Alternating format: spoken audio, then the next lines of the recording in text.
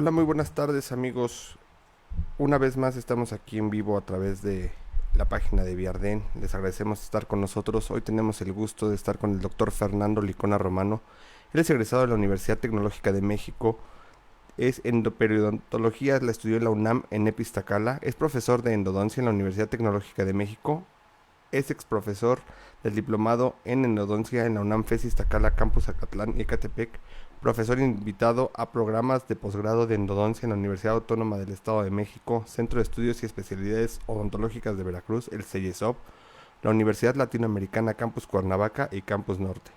Es miembro de la IADT, Asociación Internacional de Trauma Dental, es miembro del Colegio Nacional de Cirujanos Dentistas, miembro de la Academia Mexicana de Endodoncia, expresidente de la Academia Mexicana de Endodoncia, asesor científico de la empresa Neolix, Chartres Lafort, Francia. Tiene práctica privada limitada a la endodoncia. Entre otras actividades ha impartido cursos y conferencias a nivel latinoamericano en Bolivia, Panamá, Perú, Venezuela y Ecuador. Y el día de hoy tenemos el gusto de tenerlo con nosotros impartiendo la charla de obturación del espacio del conducto radicular. Doc, pues bienvenido, muchas gracias por acompañarnos y pues el foro es totalmente suyo. Amable, muchísimas gracias Héctor por la presentación, gracias a la Casa Viardén por haberme invitado y estar colaborando con ellos para en este viernes de tarde platicar con ustedes algunas cosillas sobre lo que es la obturación del espacio del conducto radicular. Bueno, obviamente es un tema que pongo yo esta fotografía porque realmente es lo que hacemos cuando se termina el trabajo biomecánico del conducto, es ponerle la cereza del pastel, eso es la obturación del espacio del conducto radicular, porque reflejamos lo que hayamos hecho, haya estado bien, haya estado mal, la verdad es que es lo único que nosotros vamos a poder ver después de haber debridado el conducto. Si hubo errores de procedimiento o si fue debidamente llevado a cabo, si había alguna característica anatómica en particular, ahí es en donde lo vamos a reflejar y vamos a hacerlo visible, porque el material es radiopaco y nos va a hacer notar si los límites fueron los convenientes, si no hubo desviaciones de las características anatómicas del mismo, o bien se obtuvo el resultado que esperábamos después de una revisión a años posteriores de haber realizado el tratamiento, dándole un seguimiento. Pero vámonos hacia estas instancias. Cuando tenemos una radiografía inicial, realmente vemos difuso en dónde están esos conductos radiculares. Hasta no introducir una lima con la cual nosotros hacemos visible el conducto a través de la imagen radiográfica para obtener una longitud al principio tentativa y posteriormente real de trabajo, entonces nos daremos cuenta de qué características y qué conformación tiene ese espacio del conducto radicular para poder verlo de esta manera. Y hay veces que nos llevamos unas sorpresas gratas o ingratas en ocasiones.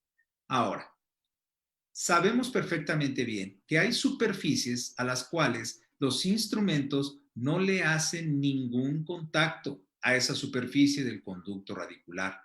Y esto nos quitó una venda de los ojos Obi Peters cuando publicó este estudio en el cual nos hizo notar que el 35% de la superficie del conducto no ha sido tocado por nada. Y realmente nos preocupa, porque esta superficie del conducto radicular, al no hacer ningún contacto, algún sistema rotatorio o alguna instrumentación manual, pues obviamente estamos dejando residuos de dentina infectada o de tejido pulpar, de materia orgánica. Y lo que necesitamos es debridar en la mayor posibilidad todo este espacio del conducto radicular para poder ser sellado. De tal suerte que si nosotros observamos en estos cortes, vemos una superficie lisa en donde el instrumento incidió en las paredes del conducto, pero lo demás, lo que ven ustedes más arriba y a su derecha en la fotografía, pues es la superficie del conducto, esa superficie dentinaria que no fue tocada por nada, y vean las irregularidades que tiene. Y esos túbulos dentinarios que muchas veces pueden guardar bacterias o puede guardar todavía tejido pulpar. Y lo que queremos es debridar en su mayor superficie posible esta anatomía tan intrincada a través de esos nichos o de esas crateras, de esos istmos que tiene el sistema de conductos radiculares. No se diga si tenemos algún conducto lateral, algún conducto accesorio o los deltas apicales en el tercio apical de la raíz. De tal suerte que nos valemos de la irrigación para tratar de llegar a todos estos confines que tiene la anatomía del conducto radicular. De tal suerte que si no tuviéramos este elemento, muy probablemente fuera más complicado y más difícil. Los objetivos de la irrigación son dos fundamentalmente: mecánicos y biológicos. Y dentro de los efectos mecánicos, pues es muy fácil entender que necesitamos hacer un barrido de esos detritus dentinarios que se formaron al momento de estar instrumentando el conducto, ya sea manual o sea rotatoriamente hablando. Pero también los irrigantes nos permiten lubricar el espacio del conducto radicular y a la vez nos sirven como un solvente orgánico para eliminar toda esa cantidad de tejido pulpar que pudiéramos tener ahí en esta superficie. Y obviamente lo que nosotros necesitamos es que todo este espacio del conducto radicular esté ávido y permeable para que la obturación tenga un sellado tridimensional y completo. Y biológicamente hablando, pues que actúe como un antimicrobiano, como algo que nos permita eliminar cualquier residuo de bacteria o tratar en las mejores condiciones posibles a este conducto para que el sellado sea hermético y no haya ningún problema al respecto con ello. De tal suerte que nosotros nos valemos de todo esto para evitar que haya esos problemas en estas superficies. Ahora, si nosotros estamos hablando sobre lo que es la solvencia que tiene un material como el irrigante, pues obviamente necesitamos una sustancia que con la mayor facilidad posible se lleve al conducto y esta materia orgánica la disuelva. Este estudio ya es prácticamente un clásico. Hace muchos años que el doctor Grossman hizo este estudio a base sobre la solvencia de tejidos orgánicos. Y él lo que hizo fue exponer pulpas de vacas a distintas sustancias como dióxido de sodio, ácido sulfúrico, papaína e hipoclorito de sodio, pero él utilizó la concentración del hipoclorito de sodio al 5%. ¿Qué hizo con esto? Se dio cuenta de que era el elemento que más rápido disolvía a ese tejido pulpar. Así que en 1943 nos demuestra esto. Ahora, hay estudios a través de pruebas de difusión en agar con un efecto antimicrobiano. Este estudio fue hecho por el doctor Cemil Yasilsoy. Él es de origen turco, pero ya ha vecindado en los Estados Unidos y él es el coordinador de la especialidad en endodoncia de la Universidad de Temple en Filadelfia. Este estudio él lo realiza en 1995, en donde hace un comparativo entre distintas concentraciones de hipoclorito de sodio, pero además utiliza gluconato de clorhexidina y alcohol al 11.6% para saber qué capacidad tenía de desinfección o de incidencia sobre cepas bacterianas de Streptococcus mutans, Pseudomonas intermedialis, Pseudomonas gingivalis. Y se comprueba la efectividad de la concentración del hipoclorito de sodio al 5.25% sobre todos los microorganismos en donde teníamos estos indicadores.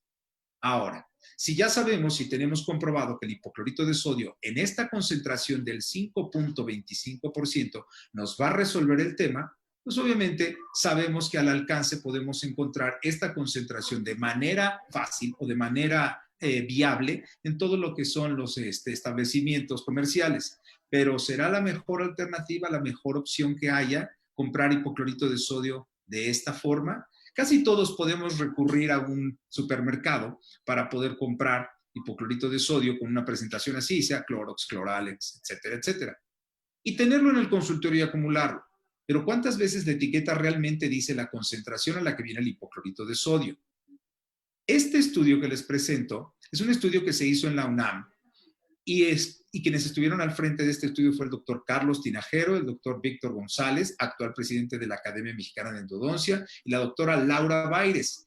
Con esto, ellos hicieron una investigación de todas las marcas comerciales y a distintos tiempos hicieron más de 10,000 titulaciones, que es la lectura de la concentración de la sustancia activa que tiene un líquido, como lo fue el hipoclorito de sodio. Y se hicieron distintas variaciones y mediciones. Aquí lo que ellos hicieron fue utilizar el hipoclorito de sodio que se tiene de manera convencional al alcance en el consumo diario, en el consumo doméstico, de distintas marcas como Great Value, Clorox, Cloralex, el chinito, tres patitos, etcétera, etcétera, pero utilizaron también el hipoclorito de sodio de la casa Viardén con una concentración del 2.5%.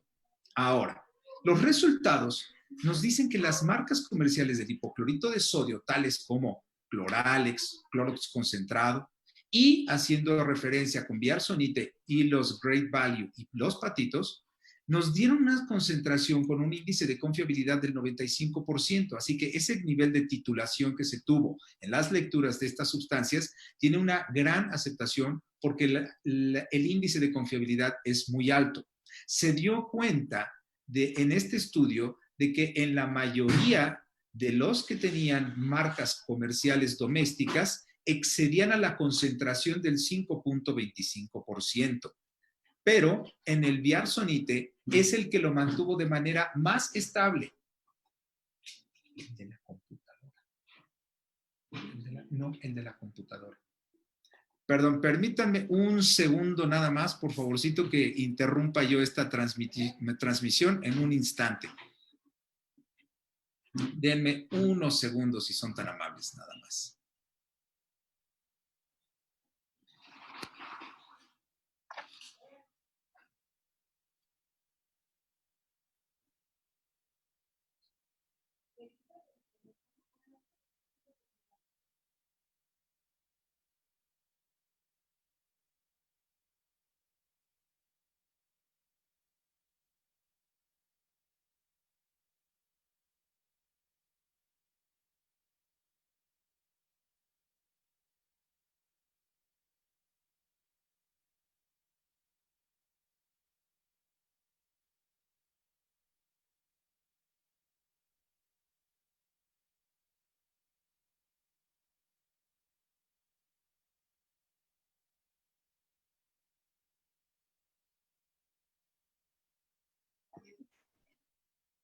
Discúlpenme, vamos a continuar con nuestra plática. Así que les pido por favor una disculpa. Ok. La tabla explicativa nos hace ver que en cuanto a lo que son las medias, el índice de confiabilidad y el índice inferior y superior, nos hacen ver que quien se mantuvo de manera más estable fue el de la casa Biardén. El Biarsonite se mantuvo en los niveles más aceptables solamente por una situación muy particular. La forma en la que está envasado el hipoclorito de sodio de la casa Biardén tiene características de tener una botella ámbar y una doble tapa, que eso permite que tanto no se evapore como que la luz entre y me permita que se degrade más fácilmente la concentración del hipoclorito de sodio. Así que, en conclusión, las concentraciones del hipoclorito de sodio en los productos comerciales empleados comúnmente no son las concentraciones recomendadas en la literatura, que nos dicen del 5.25%, son muy dudosas, y en el 2.5%. Esto puede derivar en un daño tisular cuando se irrigan las soluciones de hipoclorito de forma inadecuada y pueden fluir a través del foramen apical. Sabemos que podemos ocasionar una lesión que se conoce como necrosis por licuefacción. Así que si nosotros tenemos un elemento que tiene este nivel de causticidad, pues obviamente tenemos que tener mucho cuidado manejando. Pero su almacenamiento también es muy importante. Es importante que nos demos cuenta que la botella tenga esta característica, que sea una botella ámbar para que la luz no le dé y me degrade esa concentración del hipoclorito de sodio. Es una solución que sabemos que debe de tener una concentración estable, pero además mantenerse en una temperatura ambiente, o por lo menos en un lugar fresco en donde la temperatura elevada no propicie que también las moléculas del hipoclorito de sodio deriven en una degradación de la concentración orgánica de este mismo elemento. Así que Casa Biardén tenía al principio una presentación del hipoclorito de sodio en pequeñas botellas de 250 mililitros de 2.5%, pero haciendo aseveración con lo que teníamos en la literatura, pues un 5.25% es lo más publicado y lo más adecuado para utilizar. Así que se cambió las presentaciones y ahora tenemos esta presentación de 250 mililitros con la concentración del 5.25%. Ahora, muy importante que cuando vayamos a irrigar tengamos cuidado. Ya sabemos que es una sustancia que tiene características particulares y necesitamos saber cómo irrigar. No hay que aventar el chisguete del agua así. ¿Por qué? Porque pudiéramos tener algún accidente.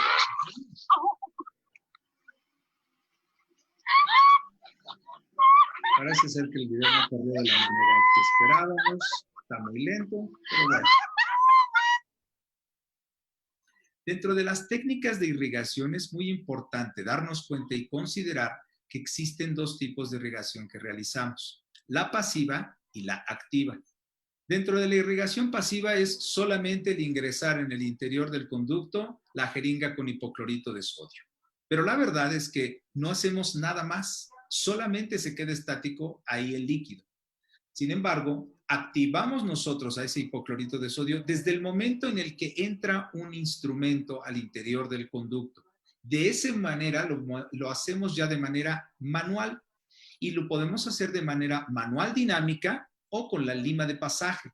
Por ley física, todo líquido que penetra en un espacio de menor dimensión atrapa una burbuja de aire y esto propicia que ese líquido no penetre hasta el fondo de esa cavidad más pequeña. De tal suerte que cuando esto sucede, necesitamos introducir la lima de pasaje y estudios publicados por Silva Herzog nos hicieron ver que al romper esa burbuja permite que todo el interior del conducto esté bañado por el hipoclorito de sodio. Y esa lima de pasaje nos va a permitir que al momento de romper esa burbuja también permita que el hipoclorito de sodio empiece a crear un efecto de saponificación, de tal suerte que podemos nosotros agitar ese hipoclorito de sodio, pero no de la misma manera que si lo hiciéramos de la forma mecánicamente asistida para activar a esa sustancia. Ahora, si lo hacemos con la técnica mecánicamente asistida, tenemos distintos elementos. Los sónicos, como el equipo que diseñó la casa Dentsply, el Endo Activator. Los ultrasónicos, que son los equipos ultrasónicos que tienen puntas metálicas en donde tienen la forma de una lima y van a provocar un efecto de cavitación para poder difundir de mejor manera ese hipoclorito de sodio en las paredes del conducto. Pero también están los mecanismos de presiones alternadas, en donde en diversos estudios, Lee y colaboradores nos hicieron ver que al momento de que entraba la punta de gutapercha ajustada a la longitud de trabajo, con movimientos continuos de entrada y salida, permitían que se difundiera el hipoclorito de sodio y crear un efecto de cavitación. Así que aquí está el estudio hecho en el 2004, en donde nos dicen que dejan menor cantidad de colágeno residual y difunden de mejor manera al irrigante en una comparación con la irrigación manual pasiva. Así que, pues esto nos puede resolver el tema. Pero algo muy importante es cómo llevar al interior del conducto o con qué elementos llevar el irrigante y con qué elementos eliminarlos. Y este binomio que vemos en la pantalla es indivisible. Es muy importante tener una aguja con un diseño conveniente y adecuado para que nos permita llevar el hipoclorito al interior del conducto y que éste se pueda retirar con un eyector que tenga esta característica, que sea tan pequeño, pero que permanezca en el margen cabo superficial del acceso coronal en el cual nosotros introducimos los instrumentos al conducto y es a donde debe de entrar el hipoclorito de sodio. No debe de sentirse ajustada la aguja, ni tampoco debemos de crear presión al momento de una sola intención cuando estamos irrigando.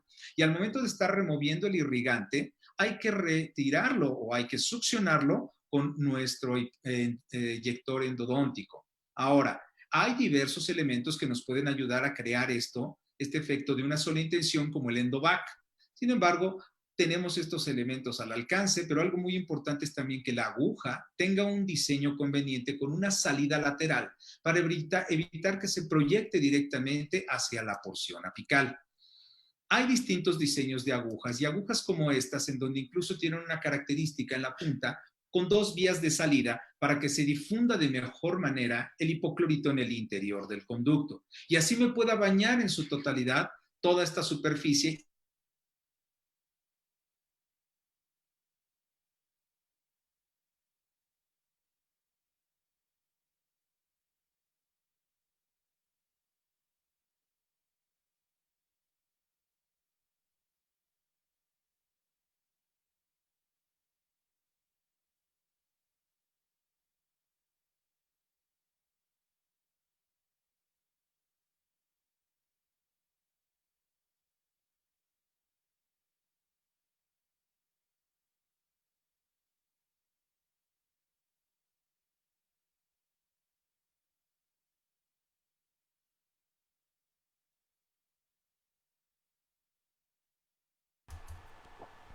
Una disculpa, estamos arreglando un problema técnico con el audio del doctor Fernando. En un momento estamos de regreso.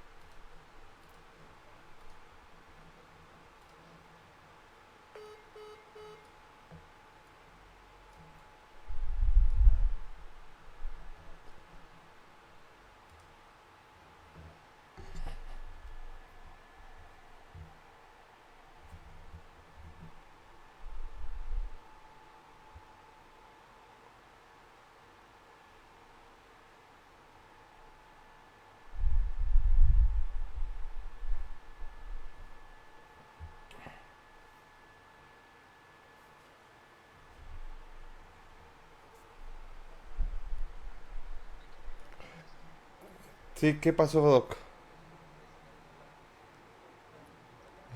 No te preocupes. Ya, ya les dije y ahorita les puse una imagen del...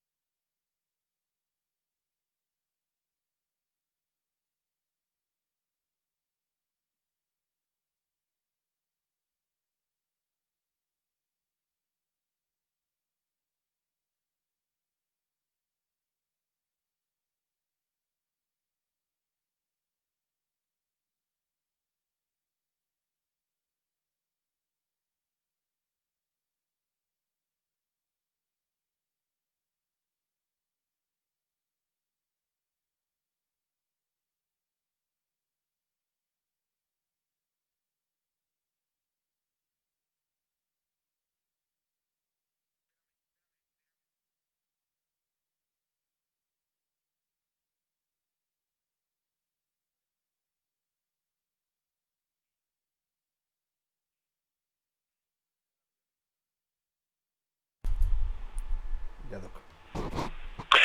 Muy buenas noches. Me da mucho gusto por este conducto saludar al doctor Fernando Licona. Por cuestiones de falta de carga en su computadora, se fue un ratito, está en proceso de arreglar las cosas. Yo quiero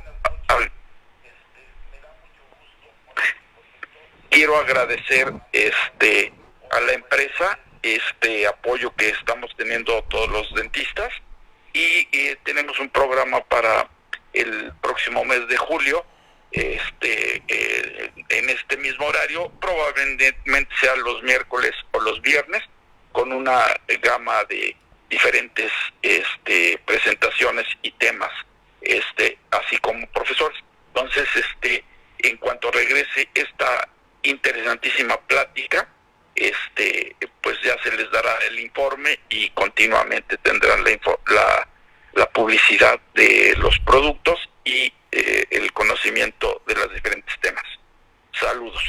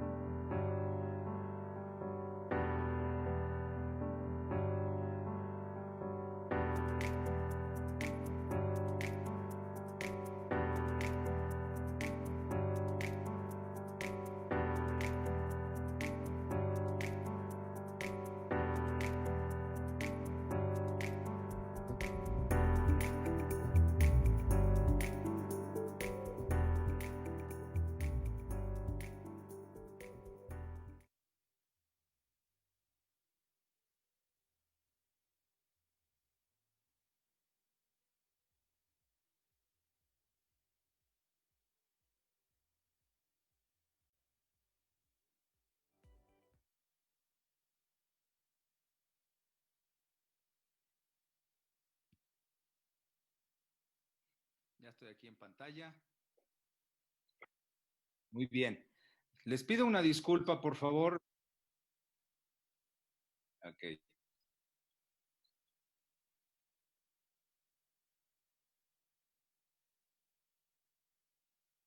Perfecto. Ahí está.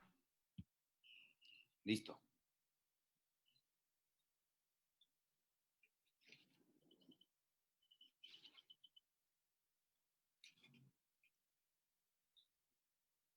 Bien.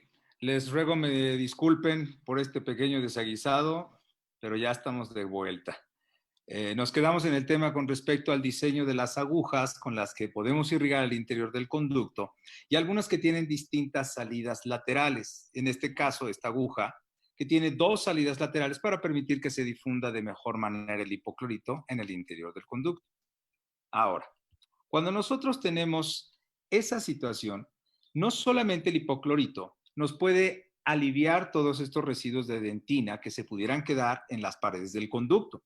Para dar una mayor permeabilidad es recomendable utilizar los quelantes como un último irrigante que nos permita atrapar esos pequeños residuos, esos detritus dentinarios que se quedan para darle mayor permeabilidad tanto a los túbulos dentinarios como a algún conducto accesorio, algún conducto lateral que se pudiera haber involucrado aquí.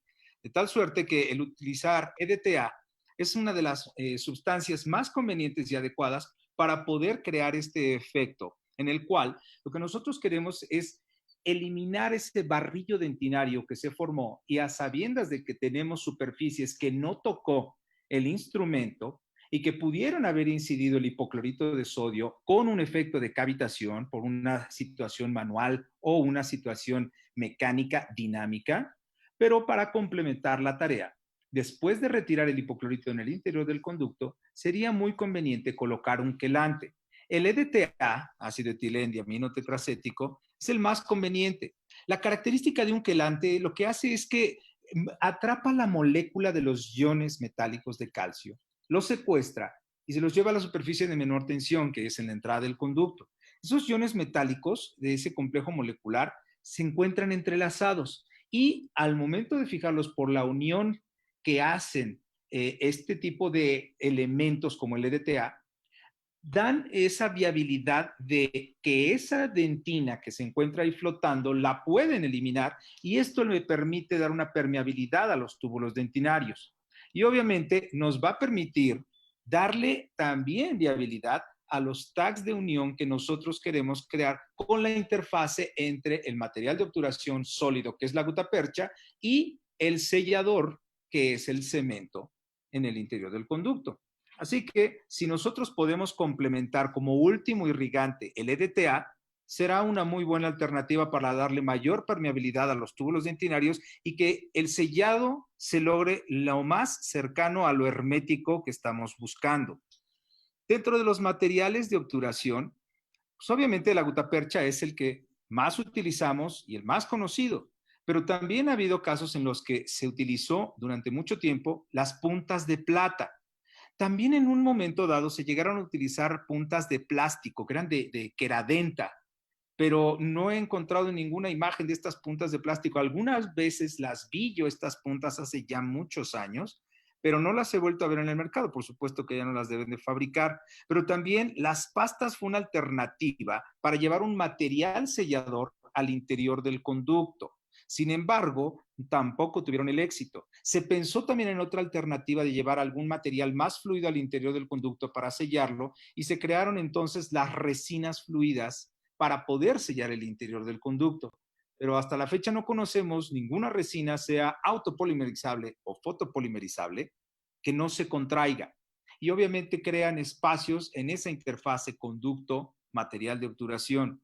Y lo que buscamos, ese famoso monobloc anhelado, desgraciadamente todavía estamos lejos de tenerlo. Pero si nos vamos al material esencial que siempre utilizamos para la obturación del espacio del conducto radicular, es el núcleo, pues es la gutapercha. Y ya tiene mucho tiempo. En 1847, Hill fue quien desarrolla la primera gutapercha para rellenar el espacio del conducto radicular, pero a esta le llamó el empaste de Hill.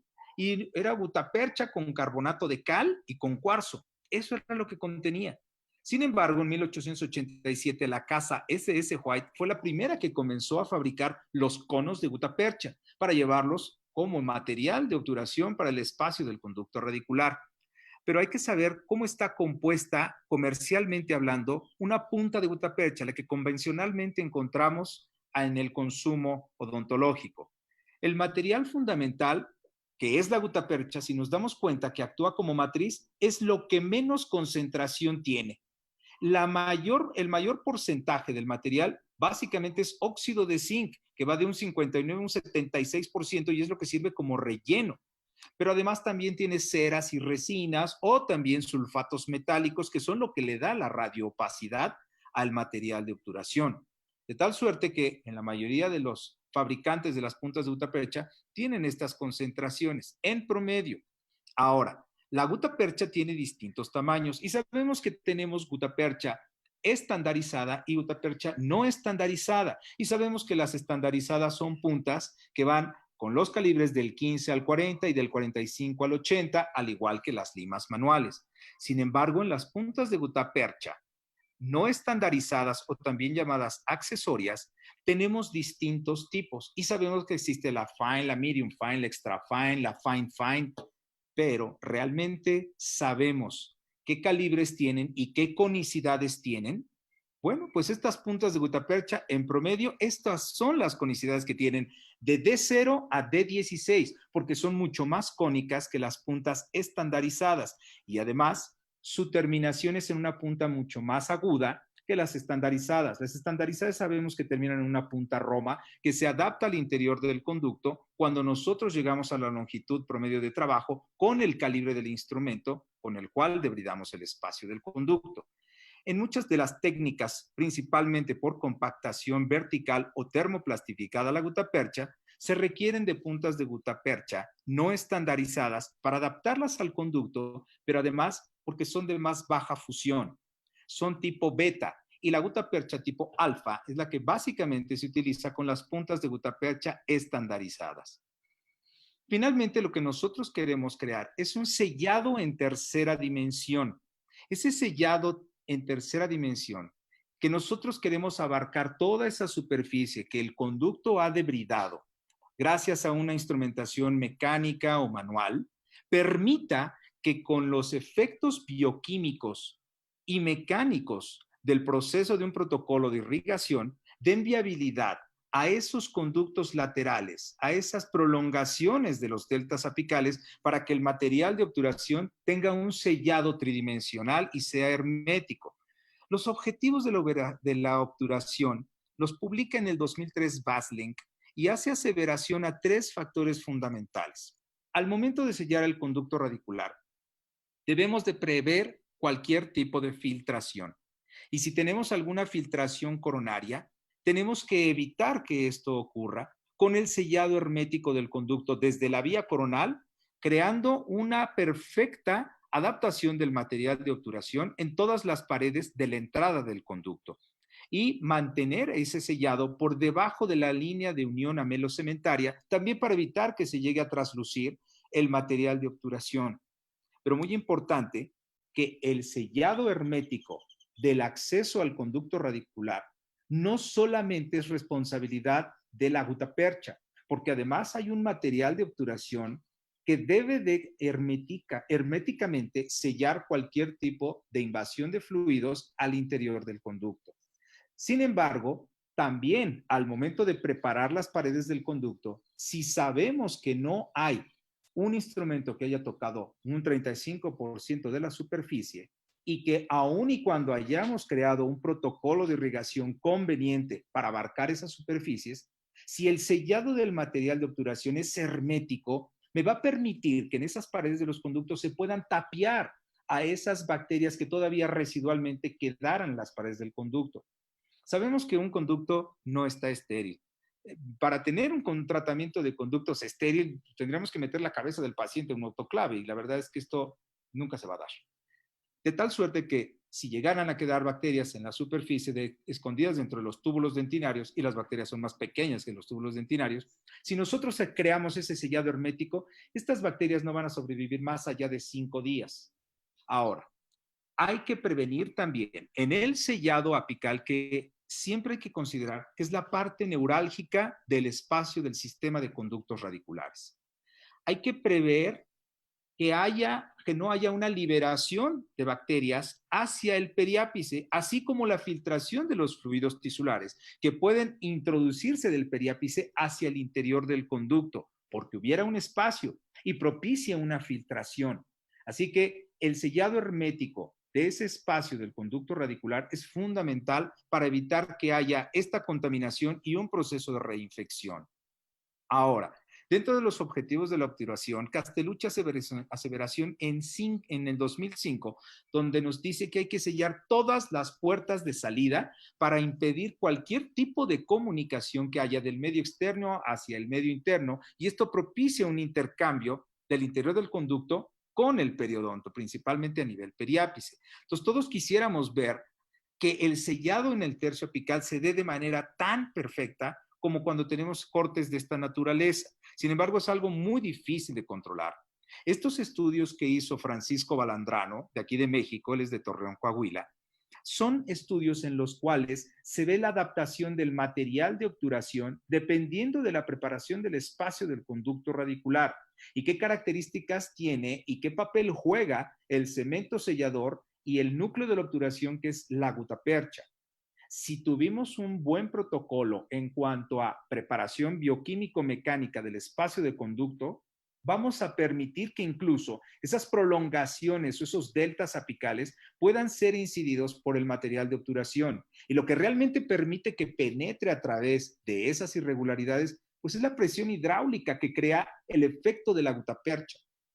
El material con el cual hace intercambio o una interfaz entre conducto y material de obturación como gutapercha, lo crea el cemento sellador. Así que, ¿hasta dónde debe de llegar nuestro sellado? ¿Qué tan benéfico es que esos espacios o esos conductos que no han sido limpiados, porque ni siquiera se pueden apreciar en una imagen radiográfica inicial, qué tan fácil es que pudiéramos llegar a incidir en ellos o a entrar si no fue debido el protocolo de irrigación o la instrumentación no fue la adecuada? La verdad es que si tenemos también algunas irregularidades durante los procesos de instrumentación, el sellado se compromete y el llegar hacia la zona indicada también nos va a comprometer el caso en resultados finales. Sin embargo, hay ocasiones en donde el material de obturación puede rebasar el límite apical, pero si no está debidamente sellado en las paredes, me va a permitir que haya una filtración. Y obviamente esta filtración puede alimentar bacterias residuales, como ya lo mencionamos al principio.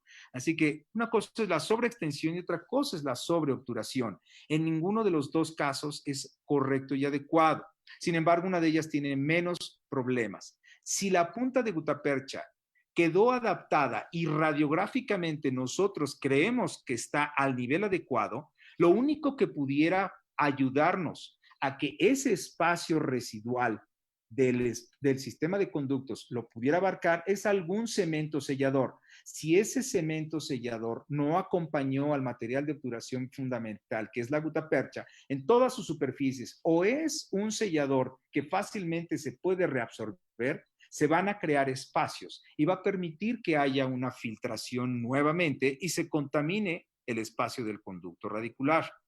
Ahora, también cuando tenemos alguna desviación del espacio original del foramen apical, pues obviamente creamos un espacio muy amplio en el cual va a haber una filtración de todos esos fluidos tisulares a través del foramen apical al interior del conducto. Así que habrá espacios no obturados porque el material de obturación no llegó a donde estaba la anatomía original de ese conducto a nivel foramen apical.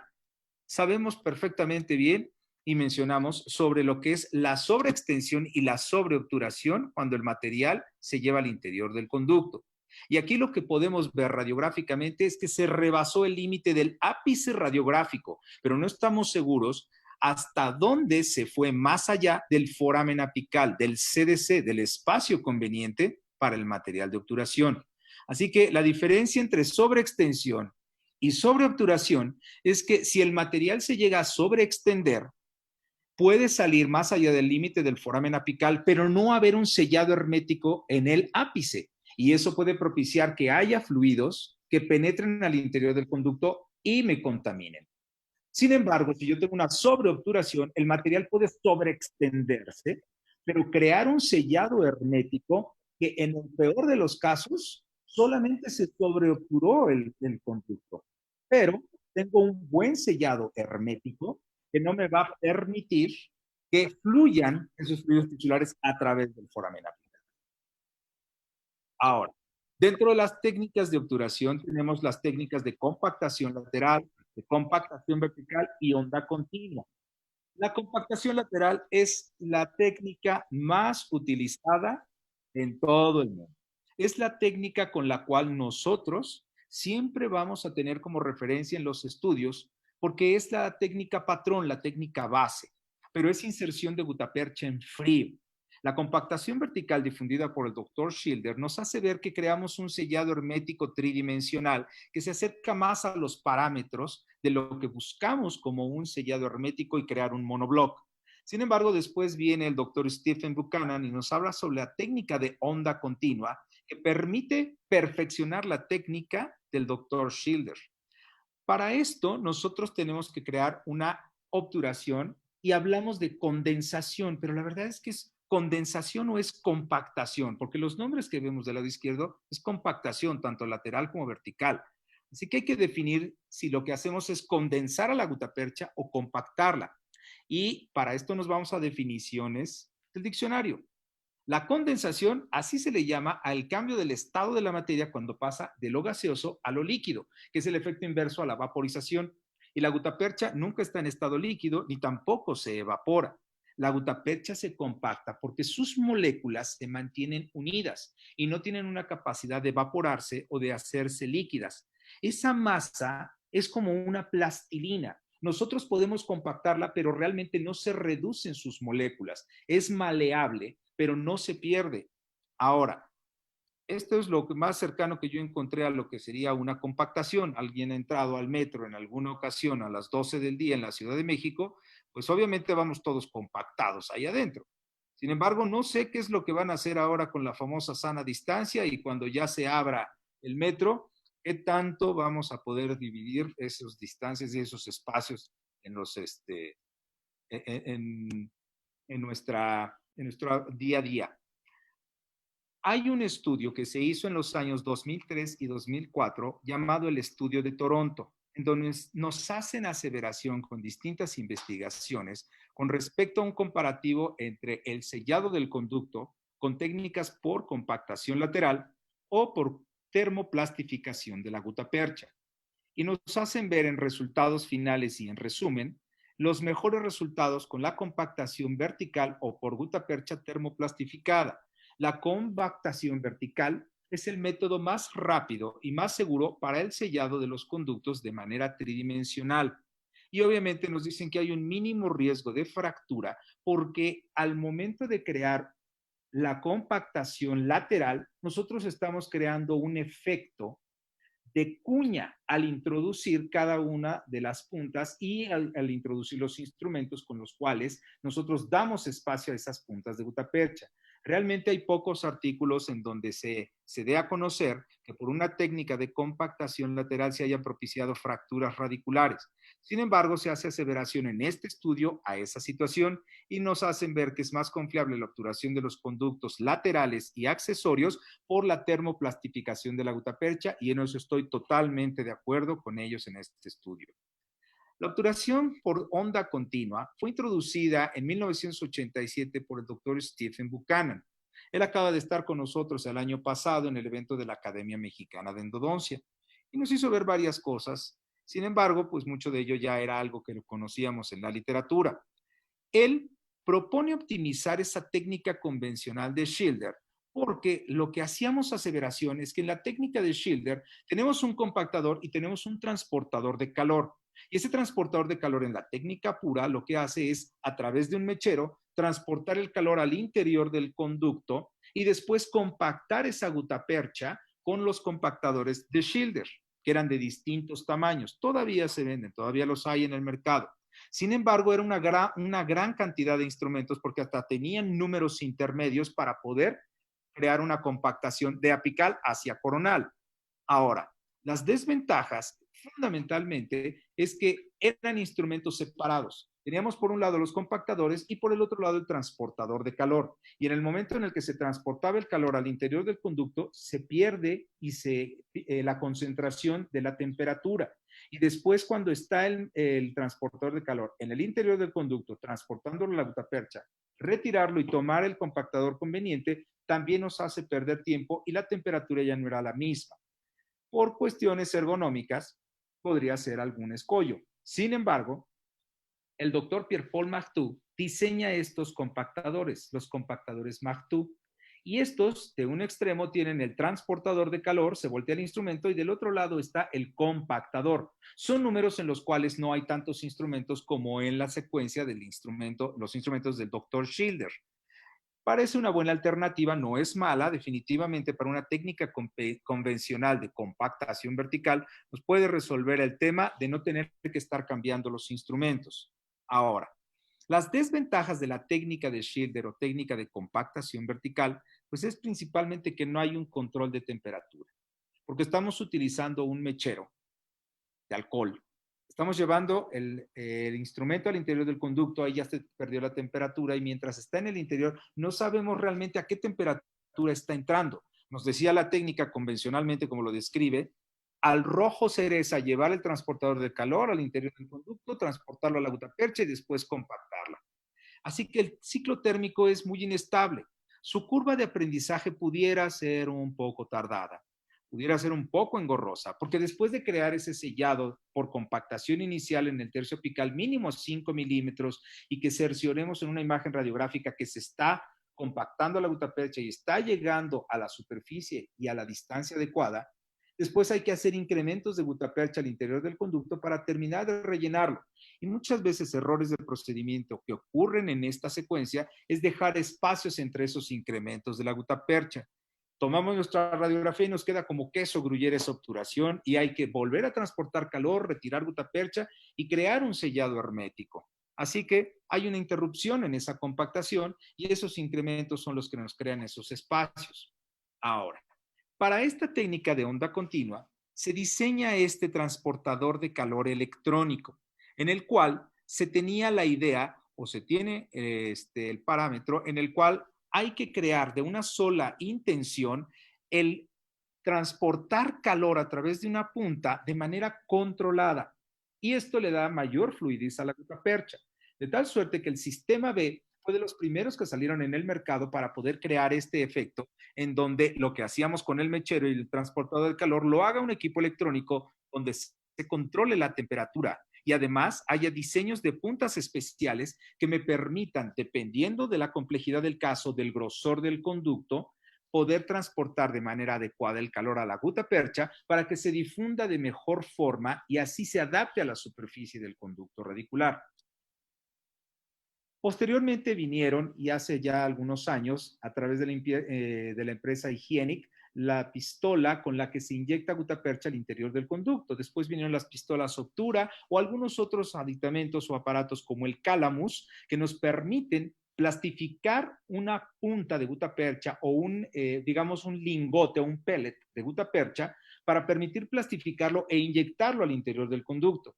Sin embargo, algunos casos al principio se pensó que de una sola intención se podía inyectar la gutapercha al interior del conducto, pero por la plasticidad y la temperatura de la gutapercha se hacía tan fluida que se viabilizaba a través del foramen apical y salía del espacio del conducto radicular. Hay un caso muy, muy sonado en el cual fluyó a través del foramen apical esa gutapercha, ocupó el espacio del conducto dentario inferior y el paciente quedó con una parestesia irreversible. Así que hay que tener primero las condiciones de la técnica convencional de onda continua, en donde lo que estamos nosotros es primero adaptar a la punta de gutapercha y lo conveniente es que quede a 0.5 milímetros más corta de la longitud que se obtuvo de trabajo. Se miden los compactadores para poder crear este efecto de compactación de la gutapercha y posteriormente se lleva al interior del conducto para poder, con el cemento, crear esa interfase que me selle tridimensionalmente el conducto y empezar a compactar el material de obturación. Cuando se tengan ya 5 milímetros de obturación, hay que cerciorarse tomando una radiografía. Esa radiografía la llamamos compactación inicial. Y tenemos que cerciorarnos que esos 0.5 milímetros que dejamos de margen los haya abarcado el material de obturación gracias a esa termoplastificación que obtuvimos con el transportador de calor electrónico. Se han hecho varios estudios y uno de ellos fue el de Jacobson y colaboradores, en donde el propósito de su estudio fue comparar la filtración bacteriana en dientes obturados con una técnica de onda continua contra la de compactación lateral. Así que los resultados indicaron que la filtración bacteriana ocurrió más rápido cuando teníamos dientes obturados por la técnica de compactación lateral que por la técnica de onda continua, ya que la gutapercha estaba plastificada. En la compactación lateral sabemos que la gutapercha está entrando o se inserta en frío en el interior del conducto, de tal suerte que los espacios que hay entre todas las puntas de gutapercha en ocasiones los puede ocupar el cemento, pero en realidad no se está adaptando tridimensionalmente a las paredes del conducto. Otro estudio comparativo en el cual Lee, Apicella y Mainz nos hacen ver que se compara la densidad de la gutapercha compactada lateralmente en frío y la compactación mediante onda continua. Y obviamente se demostró que la técnica de onda continua tiene mejores resultados en cuanto a densidad del material de obturación. Porque al momento de plastificarlo, vamos a crear, ya sabemos que no se va a evaporar, vamos a crear un efecto en el cual nosotros podemos adaptar a esa gutapercha a todas las irregularidades del conducto. Distintos sistemas fueron lanzados al mercado en donde teníamos un transportador de calor, pero además un inyector de gutapercha plastificada. En lugar de utilizar solamente el transportador de calor electrónico y después inyectarlo con la gutapercha, en una sola unidad tener estas dos instancias. Uno de ellos fue el que lanzó la casa DDW, que se llamó B-Fill 2 en 1. Pero también está el sistema Elements de la casa Cybernendo, en donde se tenía exactamente la misma filosofía y además también puntas de distintos calibres para poder llevar al interior del conducto esa gutapercha de manera plástica. Ahora en el mercado tenemos muchas alternativas y muchos equipos que nos pueden resolver este tema. En particular, este es el sistema que yo utilizo en mi práctica, que es de la casa Woodpecker, el sistema DTE FIG y FIP, que es un transportador de calor y una pistola que inyecta la gutapercha ya plastificada. Estos sistemas tienen una pantalla en donde podemos controlar la temperatura en 3 pasos, tanto en el transportador de calor como en la pistola en la que vamos nosotros a inyectar a la gutapercha. Entonces podemos tener variantes de entre 150 hasta 200 grados centígrados, dependiendo de la fluidez de la gutapercha o la temperatura que queramos nosotros transportar al interior del conducto con la técnica de onda continua.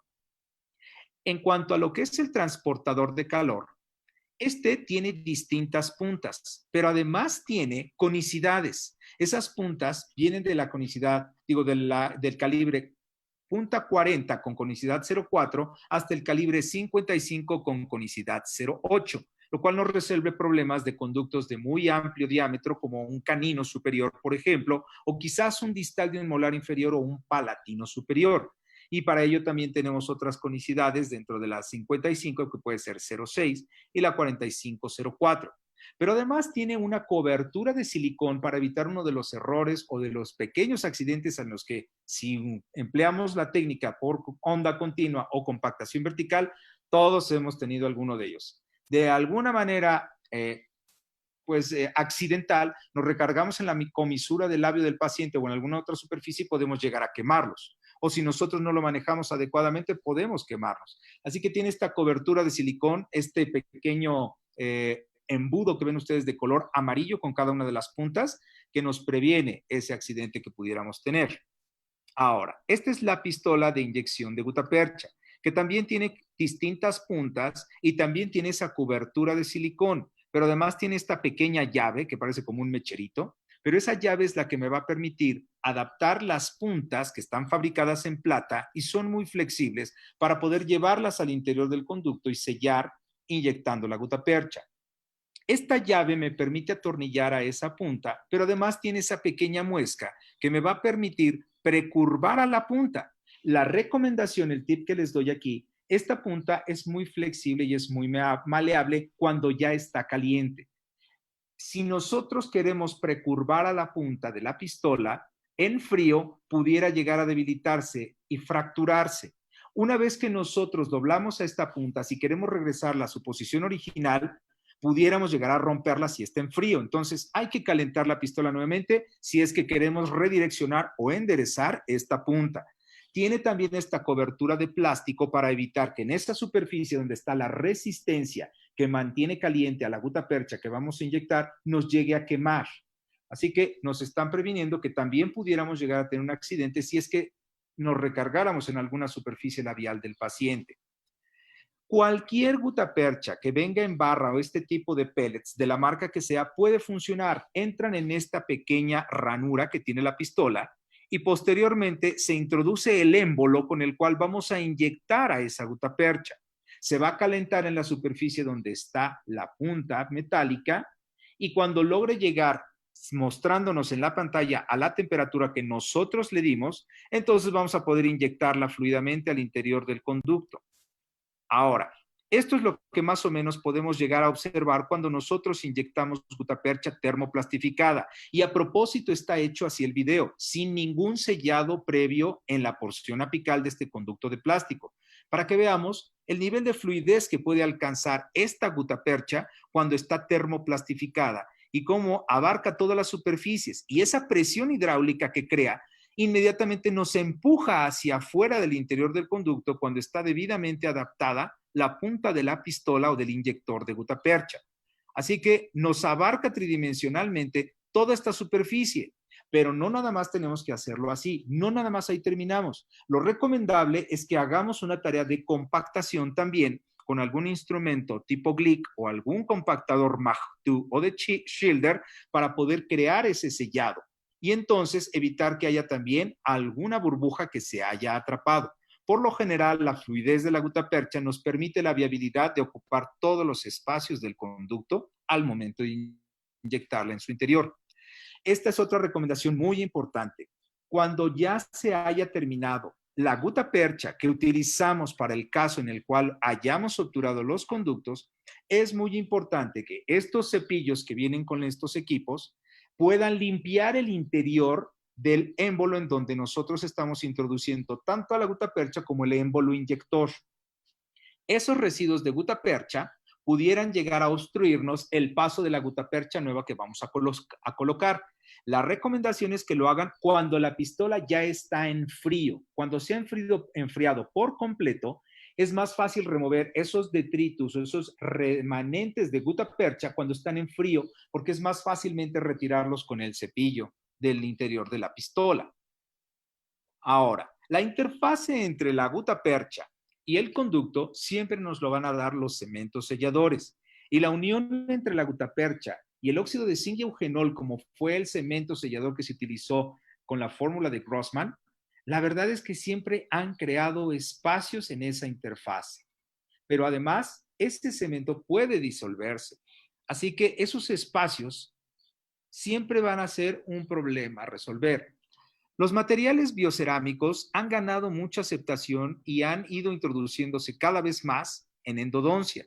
Y estos materiales biocerámicos ya son muy viejos porque son materiales biocompatibles con el cuerpo humano que se empezaron a utilizar primero en medicina para su reparación y reconstrucción de algunos órganos o tejidos. Las características que tienen los biocerámicos es que son bioactivos porque tienen una interacción con los tejidos y son bien aceptados, pero además son bioinductores porque inducen esa actividad biológica específica dependiendo en dónde se hayan colocado. Son bioinertes y son verdaderamente bien tolerados por el organismo porque no interactúan con los tejidos, pero además es un material biodegradable que puede reemplazarse o se incorpora a los tejidos ya existentes. Esas características que tienen los biocerámicos es gracias a que de una matriz del biocerámico se obtiene a partir del cemento Portland. Al momento de someterse a un proceso de cocimiento o de calentamiento, se depura y se obtiene una piedra caliza. Y de esa piedra caliza surgen otros elementos como el silicato dicálcico, el silicato tricálcico, el aluminato tricálcico y el pentóxido de fósforo. Estos son los elementos básicos que tiene una matriz de los biocerámicos y sus características ideales es que obviamente no sean tóxicos, pero además nos permitan un efecto antibacteriano, que sean biocompatibles y que induzcan a la formación de un tejido duro, que no se disuelvan, que tengan una radiopacidad que me permita observarlos a través de la imagen radiográfica, pero también que sea un material estable y fácil de manejar, que sea fácil de manipular para llevar al interior de espacios tan reducidos como los conductos radiculares. Dentro de sus aplicaciones clínicas, pues nos están ya en la literatura abarcando cada vez más artículos de que como recubrimiento pulpar está dando excelentes resultados. Como sellador en las perforaciones, realmente es lo primero en lo que personalmente y mucho se difundió que era el mejor material para sellar esas perforaciones. En cuanto a apicoformaciones, puede llegar a propiciar que se selle ese espacio de un foramen apical muy amplio e induzca la formación de un tejido calcificado para dar origen a un sellado del conducto si es que éste no terminó de desarrollarse la raíz. Pero también me sirven como andamios cuando llego yo a propiciar algún efecto en el cual necesito adherencia de algunas células y también como un material de obturación final. Ahora, los biocerámicos, cuando empezaron a salir en el mercado, la casa Dentsply sacó la propuesta del ProRoot, diseñado por el doctor Mahmoud Toravinejad. Así que este biocerámico fue presentado en polvo y líquido para poder ser mezclado y crear una pasta que daba características de una buena adaptación, pero en presencia de líquido. Y obviamente este es un gel coloidal, que lo que hace es gelificar. Posteriormente, la casa Angelus, cuando perdió la patente Dentsply, empezó a crear su alternativa y crearon también a los biocerámicos en polvo de color blanco, porque los primeros que salieron eran de color gris. Ahora, las desventajas que tenían estos es que su manipulación realmente es complicada, es un poco compleja. También pueden llegar a pigmentar al diente porque eran de color grisáceo, pero también combinado con algunas sustancias pueden llegar a sufrir algunas alteraciones físicas o químicas. Así que no es un material tan ideal. Después sale la propuesta del Biodentin, un disilicato tricálcico que tenía características diferentes a la principal alternativa que teníamos al principio, como el ProRoot. De tal manera que el Biodentin nos hace ver que lo podían colocar como un material restaurador por caries, como un material que pudiera utilizarse como recubrimiento pulpar, que se pudiera utilizar en casos de pulpotomías y dejarlo sellar la cámara pulpar, pero también para reabsorciones externas, para perforaciones del piso de la cámara pulpar o perforaciones laterales, para hacer un proceso de apexificación o para una retroobturación. Y la característica del Biodentin era que venía en estas cápsulas que permitían mezclar polvo y líquido. Este disilicato tricálcico que tenía el Biodentin, o que tiene el Biodentin, es que es libre de plomo, pero tiene arsénico, tiene cromo y aluminio. Pero además también tiene óxido de bismuto y se reemplaza por óxido de circonio u óxido de tantalio. Induce a la producción de hidróxido de calcio y hay una mayor resistencia a la compresión con este material. Ahora, dentro de lo que son los nuevos biocerámicos, tenemos distintas presentaciones y el característico es el de polvo líquido, que viene con agua destilada y un sobrecito de polvo. Pero también ya hay la alternativa de tenerlo en masilla. También lo tenemos de forma fluida y una de las primeras alternativas fue la que sacó Ultradent al mercado con el MTA Flow, pero no dejaba de ser un polvo líquido más viscoso que aparentemente podía fluir mejor. Sin embargo, se crearon finalmente los cementos hidráulicos que de manera fluida pudieran llegar al interior del conducto y servirnos como esa interfase entre el conducto y la gutapercha. De tal suerte que resultan y salen al mercado los selladores biocerámicos. Y estas alternativas que tenemos ahora nos permiten llevar al interior del conducto una inyección ligera de este material de obturación y después colocar la gutapercha. Hay algunas técnicas que promueven el cono único. En particular, yo no promuevo esta técnica del cono único.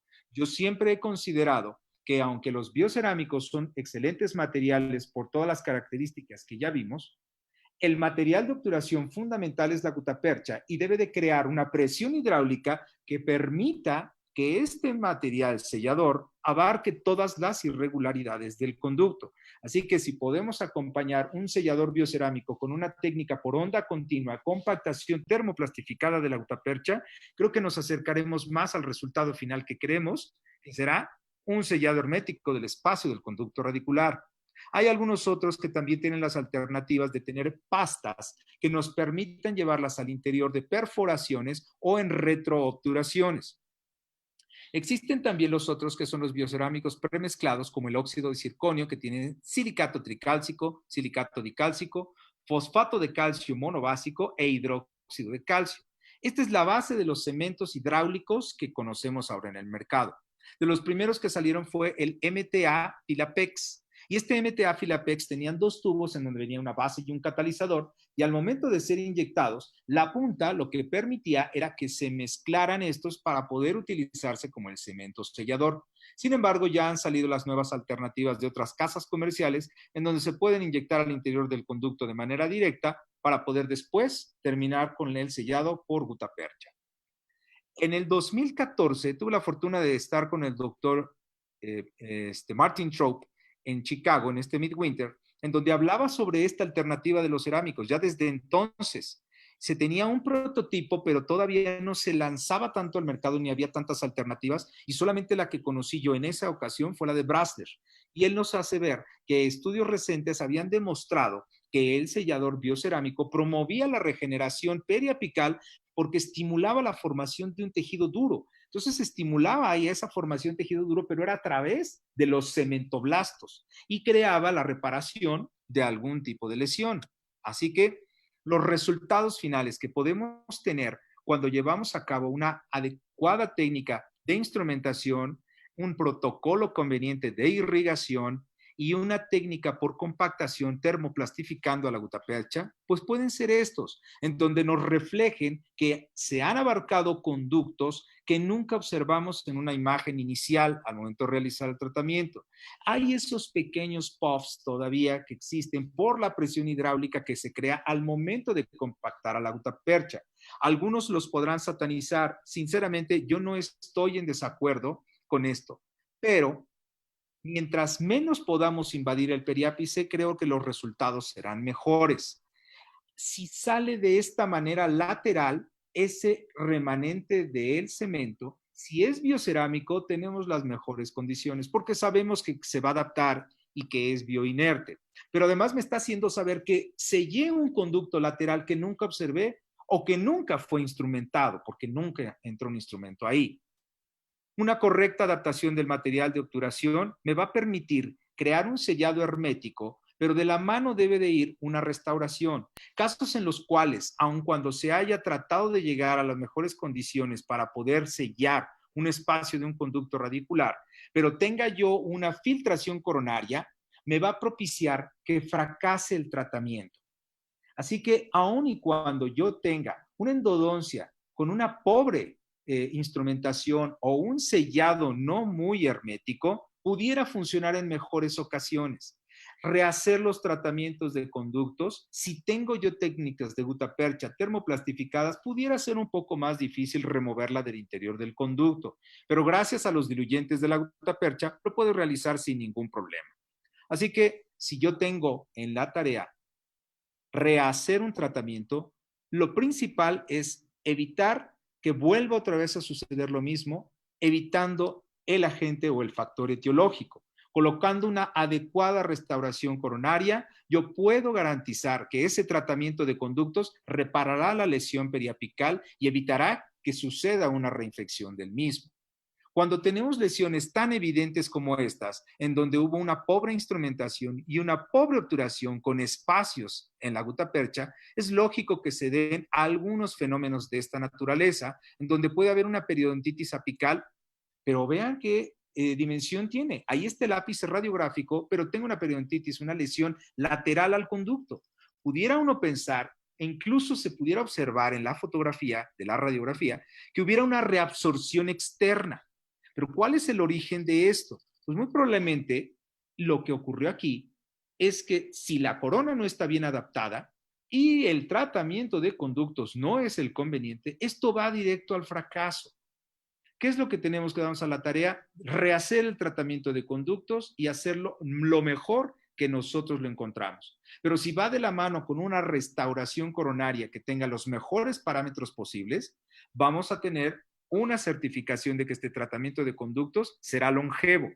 Y si ustedes observan cómo la flecha azul nos señala que hay un conducto lateral en donde si fue sellado gracias a la presión hidráulica del material de obturación, pues obviamente esto lo único que va a propiciar de la mano con una corona nueva es que la lesión pueda llegar a remitir positivamente y desaparecer. Esto es 6 meses después, el caso no es mío, el caso es una cortesía.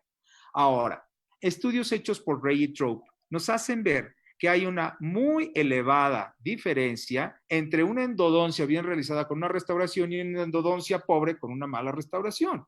Si yo tengo una buena endodoncia, pero un pobre sellado coronal, voy a fracasar más frecuentemente que si tengo un pobre tratamiento de conductos con un buen sellado coronal. Esto no quiere decir que no nos preocupemos por hacer un buen tratamiento de conductos y que tengamos una restauración conveniente al final. Siempre hay que darle seguimiento a nuestros casos. Si yo tengo una lesión periapical, si tengo una lesión a nivel furca y llevo a cabo un adecuado tratamiento de conductos, lo voy a garantizar con una restauración coronaria conveniente. Y eso me va a permitir que se garantice y que se pueda dar la observación de que este tratamiento ha remitido de manera positiva y nos está permitiendo sellar y eliminar cualquier factor patológico posterior. Cuando llegan situaciones de esta naturaleza, realmente ya no tenemos más que hacer. El paciente debe de estar consciente de que un tratamiento de conductos y una restauración coronaria no son longevos, no son para siempre. Nada es eterno. Todo algún día se llega a desgastar, se llega a eliminar, se llega a perder. Así que tratamientos de conductos mal hechos, bien hechos, regularmente hechos. Si el paciente no siente nada, no acude a nosotros. Y siempre hay que hacer aseveración a que una visita de revisión siempre será redituable. Este caso también es una cortesía del doctor Daniel Cherny de la República Checa, que nos hace ver cuando un paciente llega a su consultorio con un tratamiento pobremente llevado a cabo y el otro que no se concluyó por situaciones del paciente, por características del clínico que lo atendió antes, pero se da la tarea de retomar el caso y para septiembre de 2015 él hace una reinstrumentación de estos conductos, desobturándolo perfectamente bien, y para octubre del 2015 sella perfectamente bien y empezamos el control radiográfico de estas lesiones. De tal suerte que para julio del 2019, 4 años después de que fue con él, esas lesiones han desaparecido en su totalidad. Hay una correcta y una correlación entre periápice e interior del conducto radicular perfectas. Se ha formado un tejido de cicatrización, se ha reparado el periápice. Y en un tratamiento de conductos lo que buscamos es eso. Si tenemos una lesión periapical, lo que queremos es que repare los tejidos periapicales. Esto siempre lo presento al final de las pláticas porque la verdad es que somos gente que nos preocupamos mucho por llegar a un nivel de perfección. Y no quiere decir, no significa que seamos felices y todo es perfecto. Pero sí, la verdad es que hemos decidido ver un poco más allá de las imperfecciones y darnos una oportunidad más de que si a nuestras manos llega un caso en el cual hay que rehacer un tratamiento de conductos, hay que hacerlo lo mejor posible. O también, si llegáramos nosotros a ser el primero que va a realizar este tratamiento, cada paciente que llega a nuestro consultorio y se pone en nuestras manos, tiene todas sus expectativas en favor de nosotros. Y obviamente es una oportunidad más de demostrarnos que lo que hicimos ayer es mejor y lo que vamos a hacer hoy es todavía mejor a lo que hicimos ayer y lo que será el día de mañana. Esperemos algún día volver a ver nuestra ciudad como lo hemos visto anteriormente. Ahorita estamos bajo el ataque de esta pandemia y una característica en la cual pues nos tenemos que mantener en casa, confinados, con una cultura en la cual no estábamos preparados. Esta generación nos hemos enfrentado a una buena cantidad de adversidades y de situaciones raras, incómodas, insólitas o simplemente diferentes. Hay que darle la mejor cara, nada es para siempre, ya lo mencionamos, y si tenemos que adaptarnos a una nueva filosofía, así lo haremos. y volver a disfrutar nuestra hermosa Ciudad de México o cualquier otra de las grandes y hermosas ciudades que tenemos en el país y en el mundo. Les quiero agradecer el favor de su presencia y estoy listo para iniciar una sesión de preguntas y respuestas. Gracias. Muchas gracias, doctor Fernando. Le cuento un poquito lo que tenemos aquí en el Facebook. Ya se ve oscura su pantalla, pero ya creo que ya le apagaron la luz en el consultorio.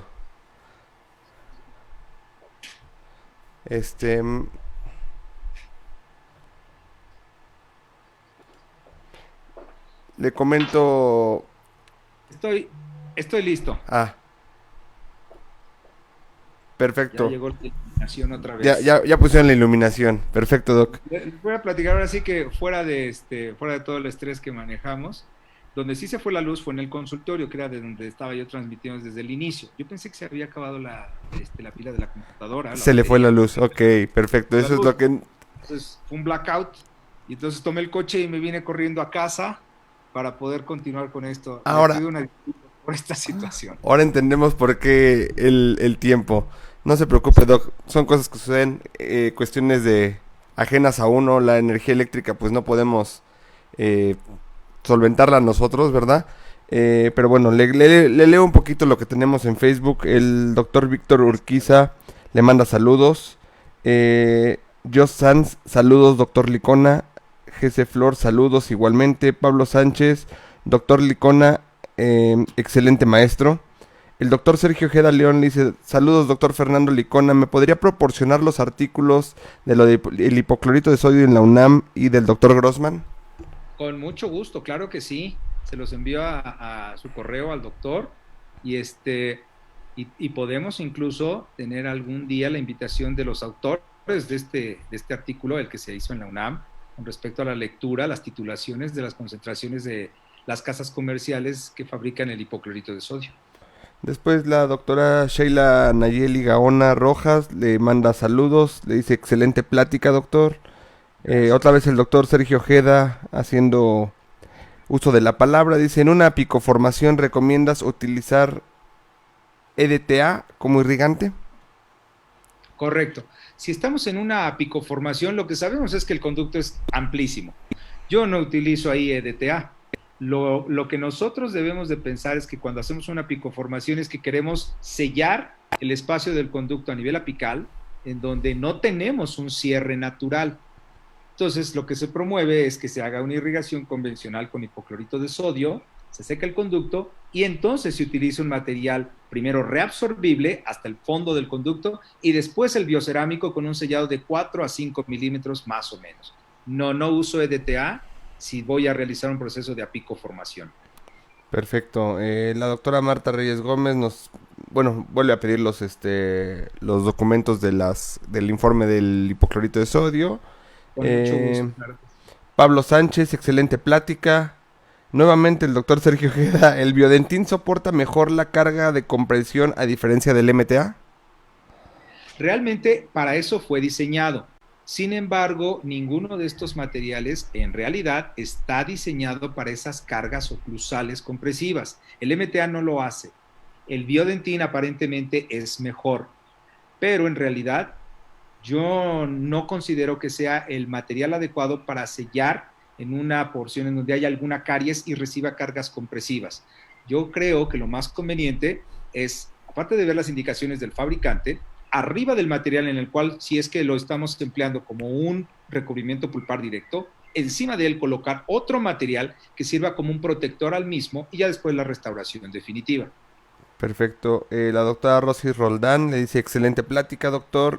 José Luis Mares, plática muy interesante. El mismo doctor José Luis dice: para combatir mejor una infección en los conductos, ¿cuál es su recomendación para que un tratamiento sea más rápido? Saludos. Ok, para un tratamiento que sea más rápido, la verdad es que la endodoncia es la ciencia de la paciencia. Dicen que el endodoncista jamás debe tener prisa. Esto me lo enseñó el doctor Frank Romero Castañi hace muchos años, desgraciadamente en paz descanse, pero tiene toda la razón. Cuando estamos nosotros trabajando en un lugar que es tan delicado, en donde el margen de error es tan pequeño, La prisa es lo último que nos debe de invadir. Si lo que queremos es una correcta desinfección del interior del conducto, lo más conveniente es un buen protocolo de irrigación a base de hipoclorito de sodio al 5.25%. Crear un efecto dinámico de este hipoclorito para que logre abarcar toda la superficie del conducto por efecto de cavitación, ya sea sónico o ultrasónico, son los más adecuados y los más aceptables. Posteriormente, el hecho de que el hipoclorito nos sirva también como un material desinfectante nos puede crear ese efecto en el cual ya no requiriéramos de utilizar hidróxido de calcio. Y en particular, yo utilizo muy poco el hidróxido de calcio. Prefiero hacer una correcta instrumentación del conducto, tratar de abarcar todas las superficies, utilizo mucho instrumentación rotatoria y trato de moverla por todos los puntos cardinales del espacio del conducto radicular con un buen protocolo de irrigación. Perfecto. Magda Rivera, la doctora Magda Rivera le manda saludos. Gloria Gil, muy buena plática, saludos. Y Víctor Urquiza dice, muchas gracias, Doc, plática sumamente enriquecedora, saludos cordiales. Gracias, pues, qué amables Doc, todos. Realmente agradecerle nuevamente el que haya estado con nosotros, el que nos haya brindado una pequeña porción de su tiempo, el que haya tomado también el carro para salir corriendo del consultorio y regresar a casa para poder continuar con la ponencia. Le agradecemos mucho. Cosas especiales. Y bueno, recordarle a todos que ahorita tenemos durante este fin de semana, debido a la plática del doctor Fernando Licona, toda la línea de Viarden tiene un 10% de descuento adicional con el código que aparece aquí a un lado de la pantalla. Les recordamos que es hasta el domingo a medianoche. Entonces tienen el fin de semana para pensar qué necesitan, y también hay buenas ofertas en los equipos, el Endoradar, los equipos de condensación, y también tenemos por ahí el Endomatic. Excelente, qué bonito fin de semana. Entonces es un buen fin.